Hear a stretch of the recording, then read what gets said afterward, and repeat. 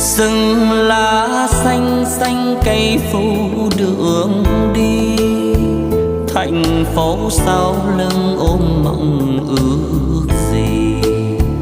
Tôi là người vui chinh chiến dài lâu, nên mộng ước đầu tôi nghe đã chìm sâu.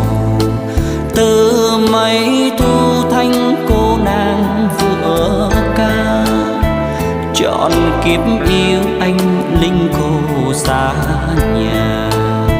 Giữa rừng già nghe tiếng hát